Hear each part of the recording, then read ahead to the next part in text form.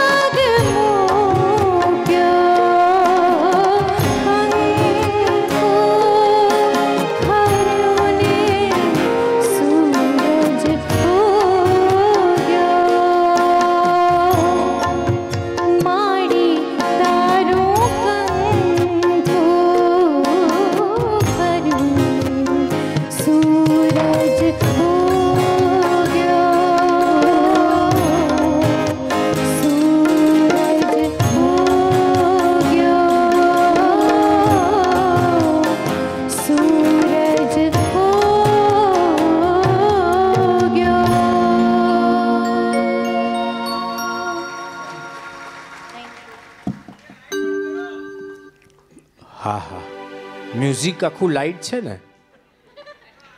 હા હા હા, હું સમજુ છું. થોડી લાઇટ બંધ કરજો ને હરીભાઈ. હા, હવે મને અંધારું લાગે છે.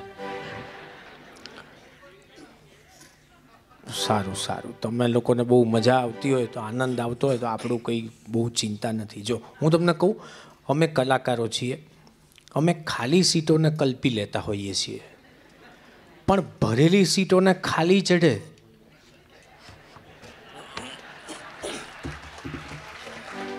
એટલે તમે બધા ભરેલા છો, એટલે તમારા માટે માન થાય છે કે આજે પણ ગુજરાતી સંગીત જીવંત છે એનો નખશીખ પુરાવો તમારી હાઉસફુલ ઉપસ્થિતિએ અમને સૌ કલાકારોને કરાવ્યો છે.